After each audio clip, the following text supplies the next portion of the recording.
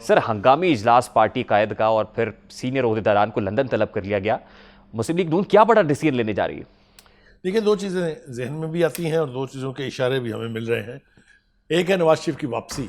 उसकी वापसी की क्या एहतमाम होगा, कैसे होगा, सज़ा मुअत्तल कराई जाएगी या कोर्ट से किसी किस्म की ज़मानत ली जाएगी या वो जेल जाएंगे। ये सारे मामला जो हैं ये डिस्कस होने हैं, क्योंकि अगर इलेक्शन में जाना है तो नवाज शरीफ का पाकिस्तान में होना ज़रूरी है। इस बात का इदराक पूरी मुस्लिम लीग को है और ख़ुद नवाज शरीफ साहब को भी है कि अगर वो ख़ुद नहीं आएंगे और मुकाबले में इमरान खान जैसा शख्स खड़ा होगा तो वो रिज़ल्ट नहीं मिल सकते जिसकी उन्हें तवक्को है। तो एक तो बड़ा मसला डिस्कस होना है ये कि नवाज शरीफ साहब वापस आएंगे, कब आएंगे, कैसे आएंगे। लेकिन वहाई साहब, क्या नून लीग ने डिसाइड कर लिया है कि हमें इलेक्शंस की तरफ जाना जी, है? मैं उसी पर आ रहा हूँ। दूसरा मसला ये बताने वाला हूँ आपको। दूसरा मसला ये है कि क्या इंतखाबात अब कराने चाहिए या इस असम्बली को अपनी मुद्दत पूरी करनी चाहिए।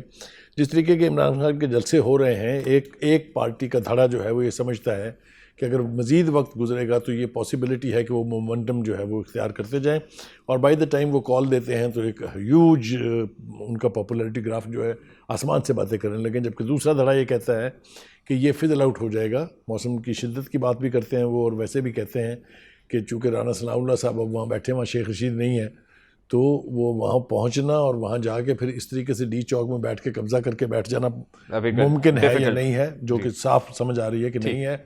और he hasn't minced his word. Rana Sanaullah ने साफ तौर पे कह दिया है, हत्ता कि तो उन्होंने शेख रशीद को भी कह दिया कि अगर तुमने अपना ये बयान वापस ना लिया आग लगाने वाला तो मैं तुम्हें उस दिन घर से नहीं निकलने दूंगा। तो आहनी हाथ से निपटने के इशारे तो बहुत मौजूद हैं। और ये इसलिए भी पॉसिबल है कि वो छतरी जो हज़रत साहब के सर के ऊपर थी, जिसकी वजह से बहुत सारे लोग रिएक्ट नहीं करते थे, अदारे जो है वो खामोशी से। डिस्पाइट दैट, इस वक्त Pakistan Muslim League Noon is looking like fish out of water. इस वक्त डिफिकल्टी में तो है as far as economic crisis is concern, as far as मतलब ऑब्वियसली खारजा पॉलिसी को भी देखा जाए तो आपके जो दोस्त ममालिक है वो भी आपको भी लेंड नहीं कर रहे हैं, कोई पैसे वैसे आपको वहां से भी नहीं मिल रहे हैं। तो वो सब कुछ IMF के कांधे के ऊपर है कि जब तक वहां से 7th रिव्यू कामयाब नहीं हो जाता, वहां से कुछ रकम नहीं आती तो पैसे तो नून लीग तो इस वक्त डिफिकल्ट पोजीशन में दिखाई दे रही है। और क्या रियलाइजेशन है इस वक्त पार्टी कायद को इसीलिए हंगामी इजलास तलब किया गया है कि हमसे गलती हो गई? नहीं, मेरे ख्याल से गलती का एलिमेंट तो शायद नहीं है, लेकिन इनकी स्ट्रेटजी जिसके ऊपर शहबाज शरीफ साहब चल रहे हैं उसके ऊपर नवाज शरीफ साहब को सीरियस रिजर्वेशंस हैं।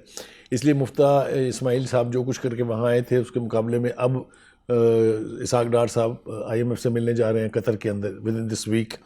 तो एक नई स्ट्रेटजी, एक नई, अगर आपको याद हो इसहाक डार साहब का बयान आपके प्रोग्राम में ही था कि हम रिविजिट करेंगे, कोशिश करेंगे उनसे नया जो प्रोग्राम है उसकी बात हो। मुफ्ता इस्माइल साहब कहते हैं कि इसको कंटिन्यू करें। करेक्ट, वो उनका ख्याल है कि इसको कॉन्ट्रैक्ट। लेकिन पंजाब में जो सूरत हाल है ख़ास तौर से, इससे भी नवाज शरीफ साहब बहुत परेशान है। आपने सुनी होंगी कि पार्टी के अंदर कुछ आवाज़ें ऐसी हैं, मरीम नवाज़ इज़ वन ऑफ देम।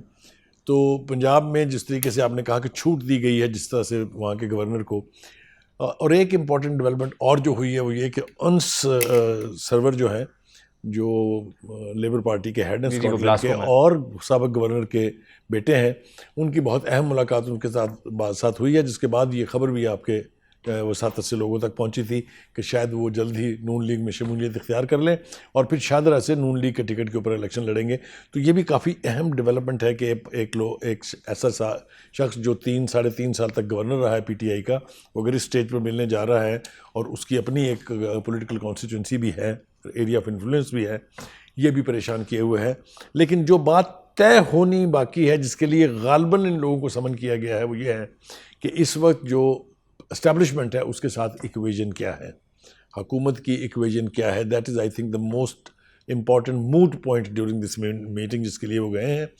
तो 3 बातें अब हो गई कि इस वक्त जिस तरीके से हुकूमत चल रही है, क्या ये सेल थ्रू करेगी अपना जो बाकी का टेन्योर है या नहीं, दूसरा इलेक्शन, और तीसरा नवाज शरीफ की वापसी। अच्छा बुखारी साहब, सेनेटर अफनानुल्लाह साहब ने मुझे ज्वाइन कर लिया, लेकिन लास्टली सर ये फरमाइएगा कि क्या पार्टी कायद अब कन्विंस्ड है, क्योंकि पहले भी ऑब्वियसली वो तो थे कि हमें हुकूमत लेनी नहीं चाहिए, शहबाज शरीफ साहब बड़े मुसर थे कि नहीं हमें हुकूमत लेनी चाहिए, और फिर जल्दी या बदेर इलेक्शंस कराने, इस पर भी ओपिनियन डिवाइडेड था।